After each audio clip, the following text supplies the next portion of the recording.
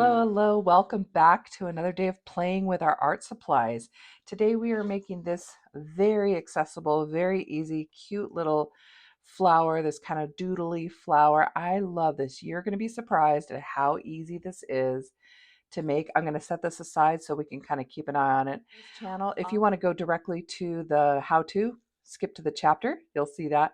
But on this channel, I really want to talk about and be vulnerable about mistakes and just being gracious with ourselves.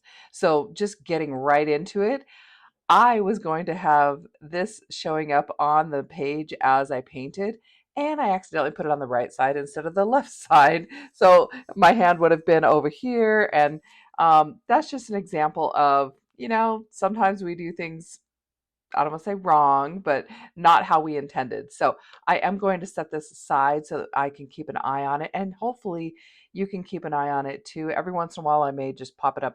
But honestly, it's so easy that I don't think that you are going to need to even watch this so much. It's going to go together very quickly and it's very easy. So let's get started. Today I have my ever beloved Paul Rubens. Just grab whatever paint set you have. This is the one that I always gravitate towards. And I've already pre-mixed some of my colors. So I have this blue and I have the green. I actually was working on something else, so that's why these are here. But essentially, I'm just using two colors today, a blue and a green. And for this green, if you go to your pan set and you find that, oh shoot, I don't have that exact color, play around with your colors. I think what I did was I combined this blue, no, yeah, this green, which is a very blue foresty kind of green, with a little bit of this, and then it was not quite what I wanted. So I added something else to it. So you just kind of keep playing around until you get the color that you want. And you'll learn, through mixing colors, what kind of goes with what. I may do a video later that does that in a little bit more detail. But what I'm going to do is, this has dried a little bit, so I'm going to kind of wake those babies up. I have my water here. I have a dirty and a clean-ish. And then I have just something round that you can use as your guide. Now, when you get into watercolor, a little bit more, and you get a little more comfortable, you could probably just freehand this with your micron or your pen, whatever, when you get down the road. But when you're starting, you want to give yourself a little bit of guardrails, if you will, just so that you can feel successful and happy about what you have. So what I've done today is, I actually did that when I was prepping this. I set it down on my paper and traced it with my pencil. And when you trace it, I want to leave enough room. Actually, I think I'm going to turn it this way so that it looks a little bit more like an actual, portrait type of painting. And this will give us a little bit of room too. So when you trace it, you don't want to really dig in and trace very hard on the paper, because with pencil and with watercolor, pencil will always show through. So you really want just a light guide so that only you can see it. And looking at our thing here, so as I'm noticing, the petals are just outside the flower. So I want to orient it on the page wherever I want that to be. So I think it's going to be about there. So I've just done a very light circle. You may or may not be able to even see that on camera. And that's just for me. The next thing that I'm going to do is I'm going to make some guides for myself. So kind of want to shoot for where the flower begins. And in my mind, that's about there. So I'm just going to put my finger there and just give a little dot. Boop, boop. And then what I'm also noticing is it has 1, 2, 3 of these flowers, and then 2 that come to the side. So if I'm looking at these kind of main flowers, one comes up straight and it's just above the circle. So I'm going to put a little dot right there. And you'll see that why I'm doing that is that just gives me a guide of where I'm sort of heading. And then the other one is to the left over here. I'm going to give a little dot just above the circle. My circle is here in case you can't see it. And then the other one is on this side. I'm going to go about here. If you find an image online and you don't want to print it out, this is sort of how you can eyeball and give yourself guidelines for where, things are going to land. And then I'm noticing that these are inside the circle and just below. So it's almost kind of horizontally, like along the horizon line, along with my little, oh, what do you call that little bud part? Okay. So looking here, if I just kind of put my pencil here and remembering that it's inside, I'm going to put a little guideline here and a little guideline here. So that just sort of maps out, even though this is a very easy image to reproduce. When you're brand new, you kind of need to give yourself some guidelines so that you can feel successful. All right, the next thing that we're going to do is we're literally just going to draw a little messy line straight down. I'm just going to draw a little messy line. You can either do that or not do that. If you feel comfortable just freehanding it with your watercolor, you can. And then we're going to make a little V from the bottom here up about halfway up the stem, and then coming up this way towards this, what will be this petal. And that just gives us a guide. So I'm just going to kind of do, and I'm not going to do a straight line. Boop. I'm going to give it, everything in nature has a tendency to be a little bit more relaxed. So I'm just going to do that. And then I'm actually going to do that. You will get a sense of what direction is easiest for you. I'm right-handed, so a lot of times I will draw left to right, and then sometimes drawing straight down, you can draw straighter, but we'll talk about those as we go. Okay, so there's our map. So we have the circle, we have where the petal begin or the bloom begins, and then we have mapped out our five different um, our five we've mapped out our five different petals. Let's get our brush wet a little bit. The other thing that I have is something to dab off my water if I have too much. And then the other thing that I always have is my paper towel. So I just kind of hold it.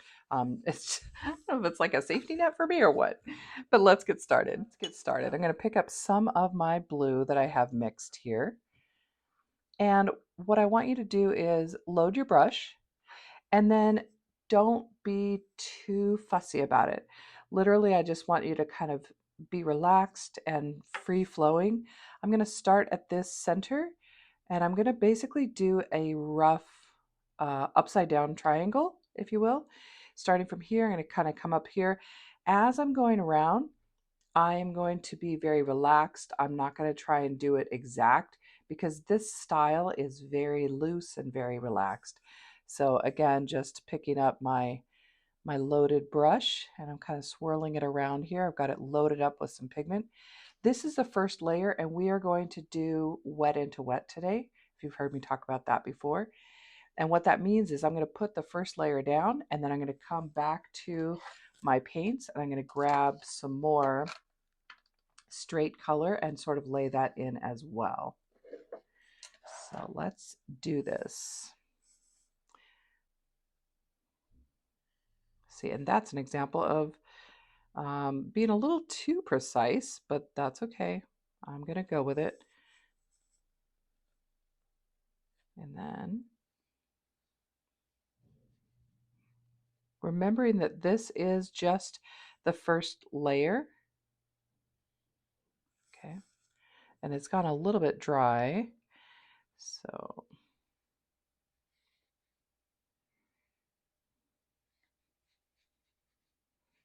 while it's still wet, I may even want to come over here and just grab some pigment and just pop it in there.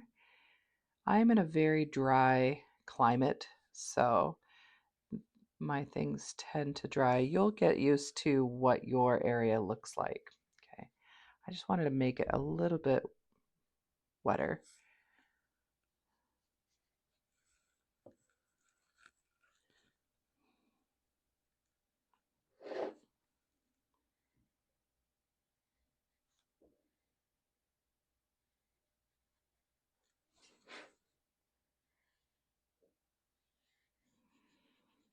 And already I'm noticing that this is different from the one I just did, the example.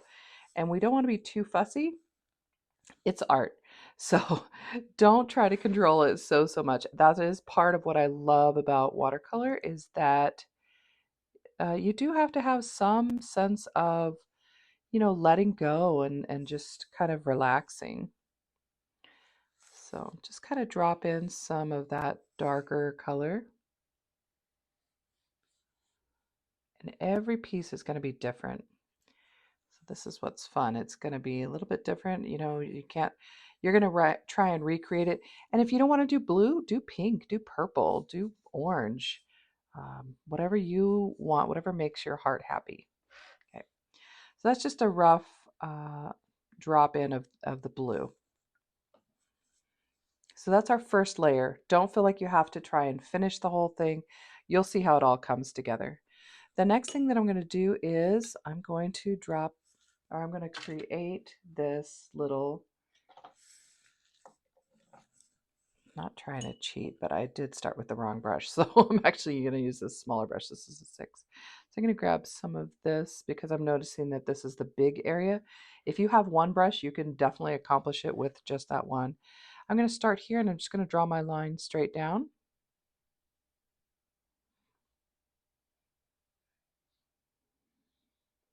Okay, super easy. Don't overthink it.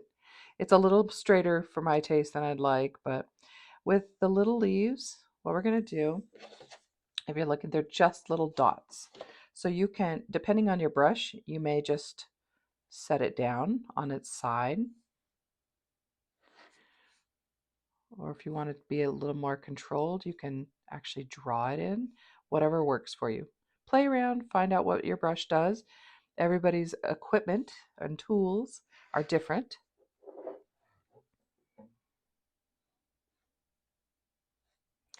And right now I can still see the pencil line. I'm not going to worry so much about that because when we do the ink over it, it's going to kind of camouflage that. So don't worry about that at all.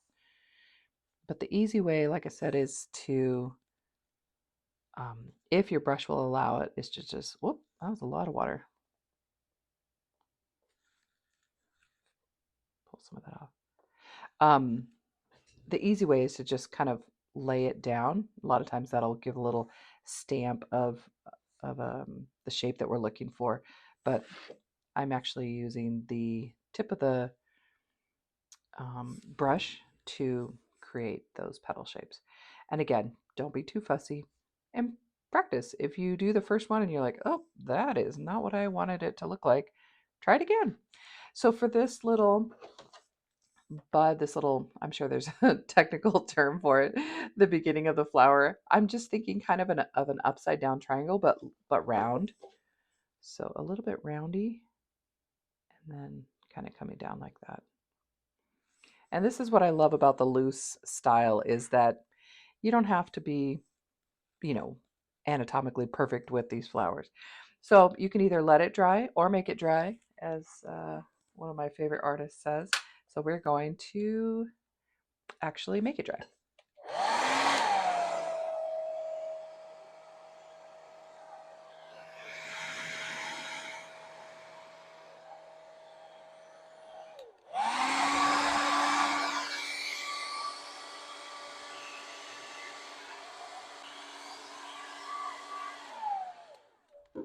Okay, so it is definitely dry. Now I'm going to come in. You could completely just do um, the line work if you wanted at this point. I want a little bit of layering. So if you want to continue on with me, that is what I'm going to do. So I'm going to come in here and just do a little bit more, almost a wet on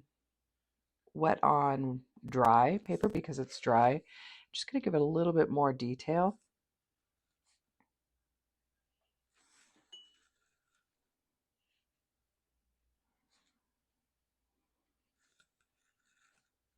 And it was funny because in my first one, when I went to my dirty water to get some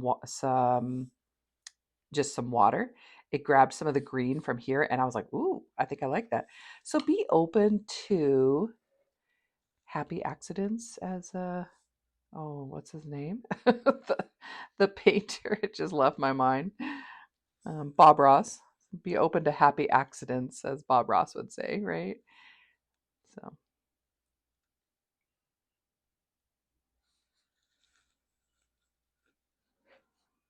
and to be completely transparent, I don't love how straight these came out. I really loved how these were a little bit more down. So, play around, see what you like. And I'm going to sort of adjust, I won't say fix.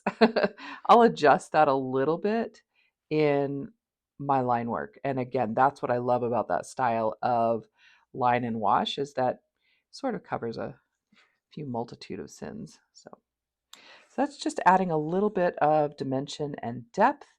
And again, I'm going to let this dry and then I'm going to start my line work.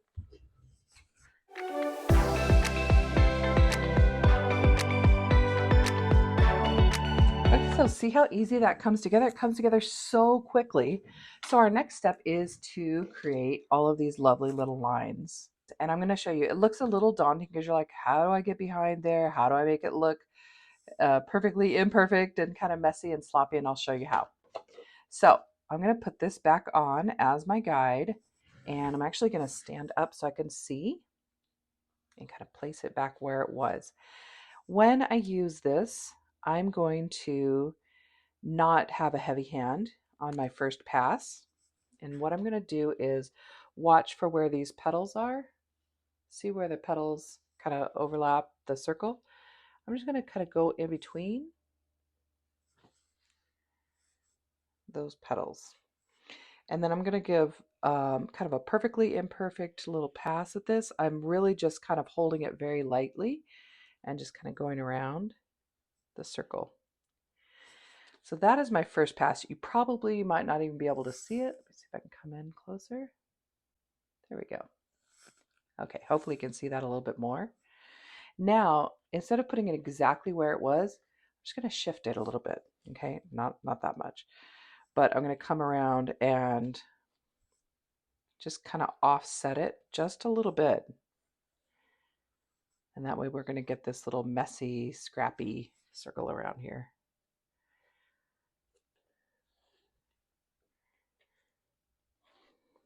Okay, so now you can kind of see where we've got two of them going. Now I can shift it again a little bit higher up because I'm trying to get some that are higher in between the petals.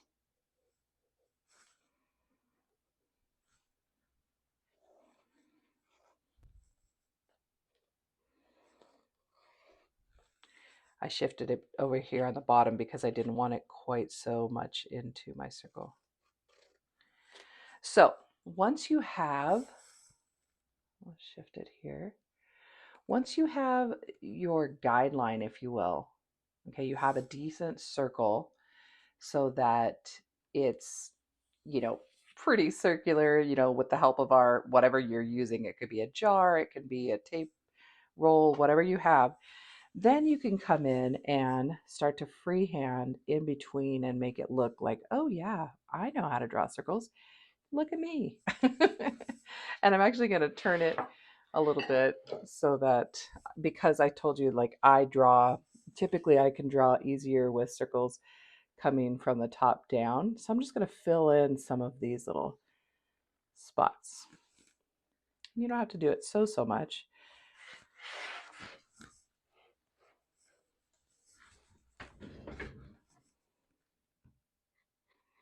I'm just doing a very light kind of hatching, if you will, just to give that illusion of a fun little freehand circle. A little bit of a cheating. Okay, so the next step.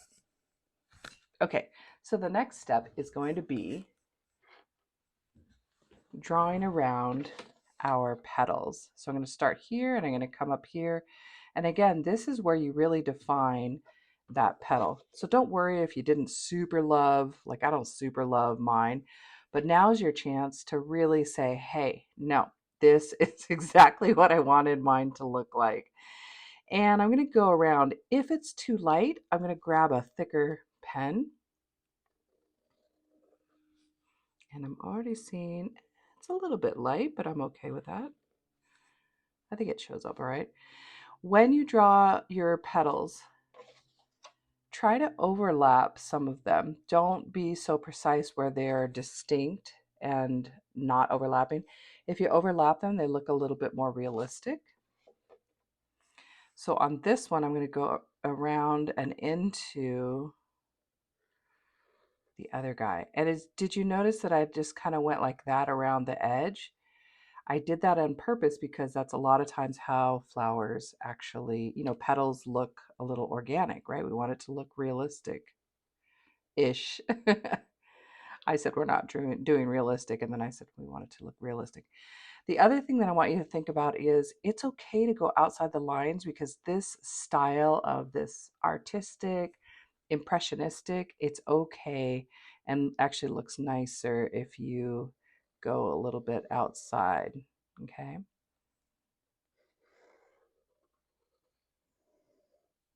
There we go. The next thing that we're going to do is we're going to do little lines that mimic the shadows of the inside of the petals. So I'm just going to kind of do that. I'm actually going to give a little bit of that, and that's okay. So we have that going on.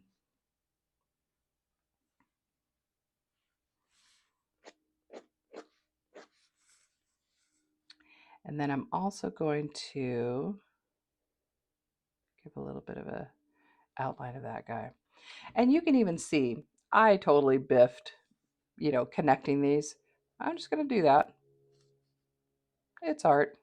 There's no rules. So the next thing I'm going to do is, this is very straight, this green line here. I don't super love that. I'm going to intentionally make it a little bit messy and kind of go around.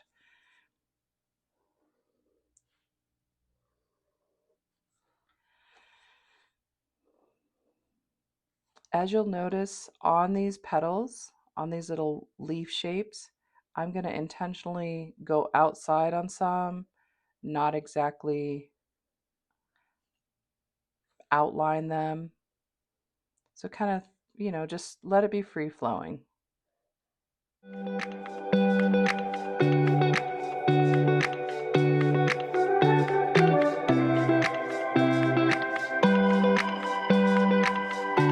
that, my friends, is it. It is super easy. I actually really like my first one.